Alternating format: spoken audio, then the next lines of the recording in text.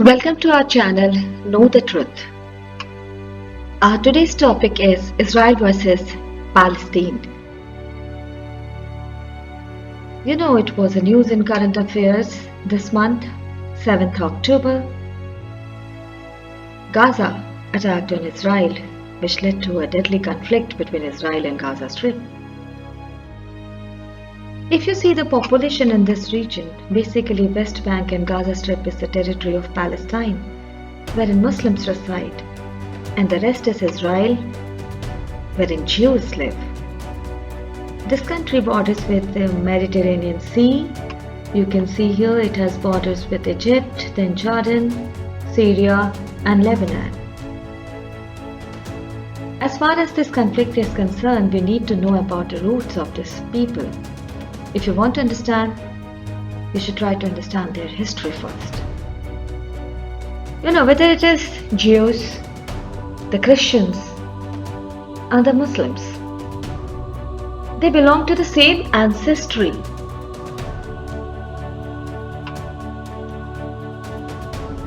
Abraham, which is also known as Ibrahim by Muslims, had two sons, Isaac and Ismail. It was Isaac basically who established Jewish people. He was the son of Abraham. According to Torah also, the Old Testament, God chose Abraham to be the father of Isaac, the founder of the Jewish people. And later on it was in one of the Jew family wherein Jesus Christ was born. So Jesus Christ was actually a Jew. Although he established a new faith, a new teachings, and it was later on known as Christianity, which originated in 1st century, and there were some Jewish Christians, basically the earliest followers of the Jesus. Let's come to Islam. The another son of Abraham, that is Ismail. It was his descendants who later on established Islam. That was in 610 CE by Prophet Muhammad at the age of 40. Muslim peoples regard Islam as the return to the original faith of the Abrahamic prophets. So if you see, the Jews, the Christians, the Islam, they all belong to same ancestor. It was with time when they established different religions, and religion is nothing else but a way of life. If you talk about this region, long back, 1047 BCE, this region was ruled by a Jewish king, Solomon, and his capital was Jerusalem. He even constructed the first temple for the Jews here, which was known as Temple Mount. And around 586 BCE, Babylonians attacked on this region. They captured the whole of the city, even destroyed and burned Temple Mount. The Jews were suppressed and many of them they exiled from this region, that's Judea. And then comes 538 BCE. We are talking about before Christian era. Jesus Christ has not taken birth yet. Christianity is nowhere now. Okay? So 538 BCE, we had a king, Cyrus II, Cyrus the Great, the famous king of Persia who defeated Babylonians. And he had soft corner for Jews. So he ordered allowing all the exiled Jews to come back to Jerusalem, and he even built the temple also for them. The earlier first temple, and now it was known as second temple. 333 BC, Alexander the Great, इसके बारे में तो सब जानते हैं. He also captured Israel. Then 633 BCE, again there was attack from Rome. The Pompey kings attacked here. And again the Jewish people were suppressed. It finally led to destruction of Jerusalem, and even the second temple was destroyed again. If you see this area, Jerusalem, this city, it has got a lot of cultural values. It's a place for three religions: the Jews, the Christians, and the Muslims. Even today you study this region, though it is divided in 4 blocks. If you see the birth of Jesus Christ, he was born in Roman era, when many Jews were migrating to different parts of Europe. Some of the Jews' families stayed back, and in one of them, Jesus Christ was born. As a young man, he established a new faith. That's Christianity. There were so many people who were impressed by him and they started following him. This led to the jealousy among the Jews, and finally Jesus Christ was crucified by the Jews. It happened long back.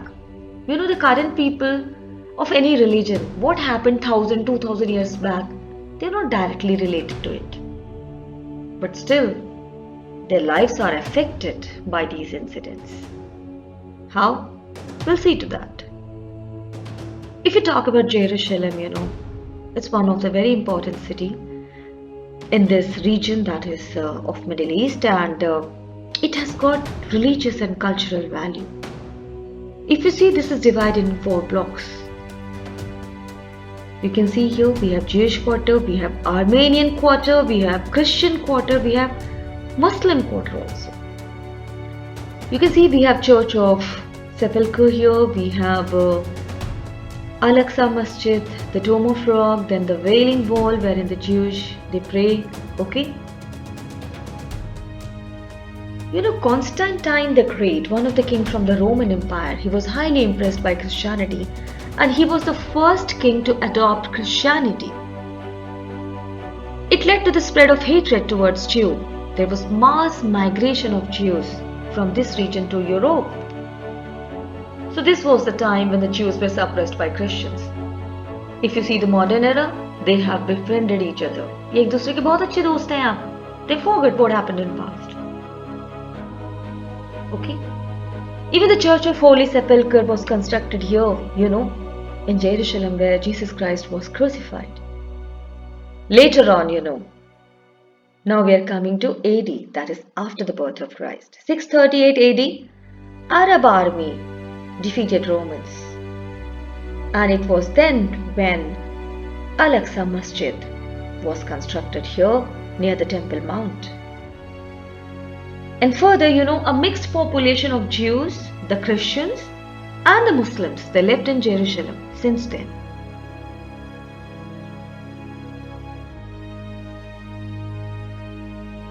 If we see the further developments,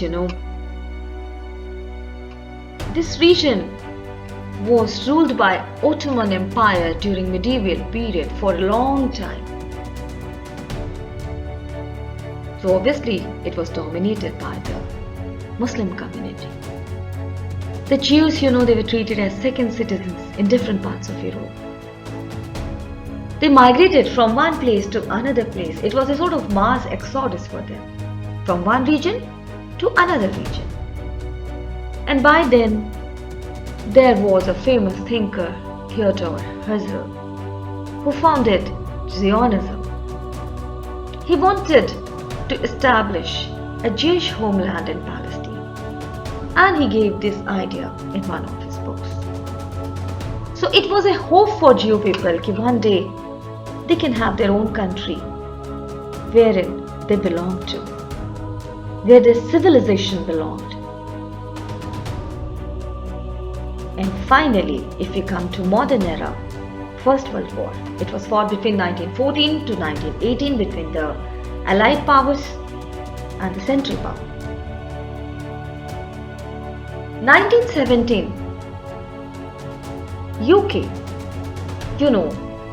it declared Balfour Declaration, wherein they, supported the Jews, okay, and they supported this idea of Jews that they should have a national home for these particular Jewish people in Palestine. And at the end of the war, as we all know that Central Power got defeated by the Allied powers. Finally, the Ottoman Empire was dismantled, the whole area was captured by the Allied powers, it was divided, and Palestine became British colony. Now was the time to reward the Jews. So many Jews were brought in here and they were settled here in this region. Although after 20 years again in 1939 there was outbreak of Second World War, and this was the worst time for the Jews when they faced Holocaust. Mass killing of Jews. Around 6 million Jews were killed in Germany. Finally, the war was over. Again, the Axis power was defeated by Allied power. And then, this whole region was again under the control of Allied power. By 1947, Palestine was shifted to the Jews and Jerusalem was given under the control of UN. This region was divided, and one region was Palestine, which was meant for the Muslims, and the other was Israel, that was meant for Jews. Now the Arab countries, they were not happy with this partition of Palestine. They thought that this is their land and Jews are the outsiders who have been forcibly settled here by the Britishers to suppress the Muslims. That was not the case. Actually, the Jews were coming back to their old land. They wanted to establish a nation. You can see here, this is the letter of the Belfred Declaration. If you see the further developments in Israel, Israel passed a law of return, wherein they called upon Jews living in any part of the world. They were welcomed to this land. They were given Israeli citizenship and settled in this region. Now the surrounding countries, mostly who had national religion Islam, they were not happy with this. 1956, there was Suez Canal conflict between Egypt and Israel, which resulted in a violent conflict. Even Israel captured some of the regions of Sinai of Egypt also. Although a peace agreement was signed and the region was returned back by Israel to Egypt, but they also signed a written accord to use Suez Canal. Now, frustrated by this defeat, the Arab countries, they met in 1964. They met in Egypt and founded PLO, Palestine Liberation Front. 1967, Straits of Tiran was blocked and again there was outbreak of war that's known as famous Israel-Arab War. It was a 6 days war. Israel defeated Arab countries and captured areas of Egypt, Gaza Strip and West Bank. Although when the peace treaty was signed after the intervention of UN, the areas of Egypt were returned, but Gaza Strip and West Bank, some of the areas was under control of Israel, which Israel was not ready to return. So it seems as Israel was also frustrated with this attack, and they had got a strategy that if they are attacking you, you have to respond, give them double response so they don't think of any other attack in future. So these two regions have entered into a vicious cycle of war and revenge, which seems a never-ending fight. There has been a lot of tension in this region since then.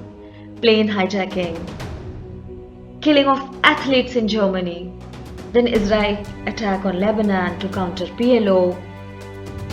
All the peace efforts were also made.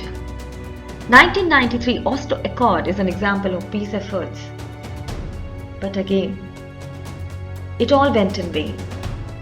The Prime Minister of Israel, Yitzhak Rabin, was assassinated. Because Israel was not returning the areas captured in West Bank and Gaza, again, the people in these regions were angry. It resulted in the foundation of a radical organization in Gaza Strip, that is Hamas. And they started guerrilla warfare. Hamas was so popular in this region that in 2006, even they won the election also and they formed the government in Gaza Strip. They had some internal conflict, political conflict in Palestine also, like 2007, Battle of Gaza. There was internal political conflict between Fatah and Hamas, which was won by Hamas.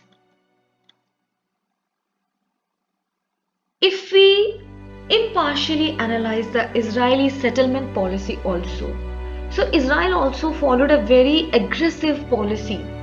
Although they never initiated the war, but once the war was forced on them, they reverted very aggressively. They captured their area and they started settling the Jews in those areas. They developed a very aggressive settlement policy, and they have almost spread into West Bank area. Although later on Israel tried to establish peace in 2005 by returning their people from Gaza strips which were settled in the settlement colonies, but again long-lasting peace could not have been achieved here in this region.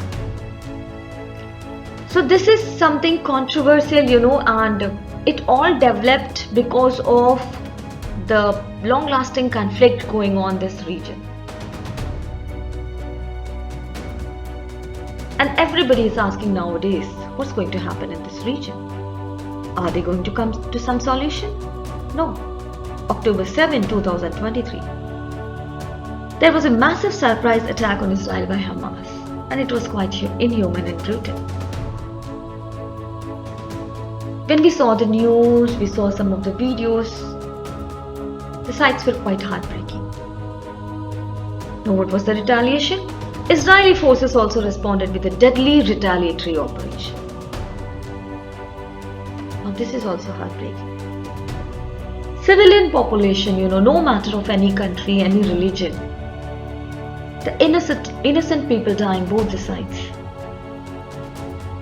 It's not, something to like, or admire. As a decent and civilized citizen, of this planet Earth, heavy casualties, have been reported from both the sides. Obviously, now Israel is in dominating position. Again, there will be some retaliatory action from Palestine region, then again from Israel, and this will go on and go on. And I, as a teacher, feel that any problem in society can be solved through discussion and debate.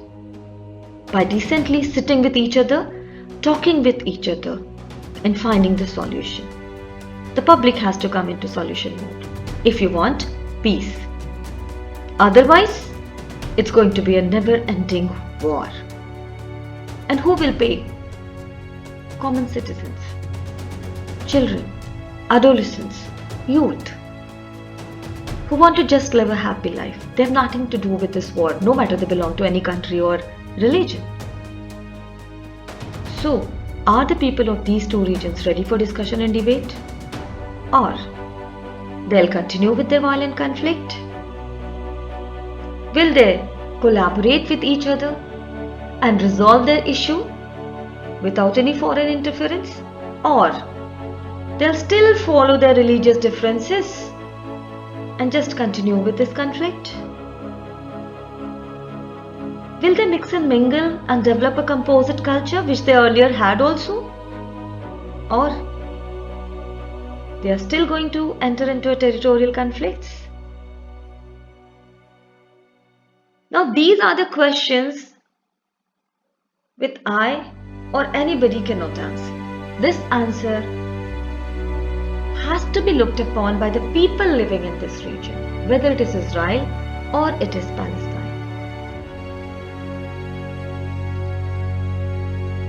I'd like to end with a small pic. It was taken by Voyager 1 on 14th February 1990 when it was crossing the boundary of our solar system. You can see this dot. It's our Earth. These lines were spoken by Carl Sagan, a famous scientist from NASA, long back in his lecture. See this dot. Consider again that dot. That's here. That's home. That's us. There is perhaps no better demonstration of the folly of human conceits than this distant image of a tiny world. To me, it underscores our responsibility to deal more kindly with one another. And even we have to preserve and cherish this pale blue dot, the only home we have ever known. So better let us learn to respect each other, live a happy life. Our life is just like a bubble. And do remember, religion is for human being. Human being is not for religion. Thank you very much.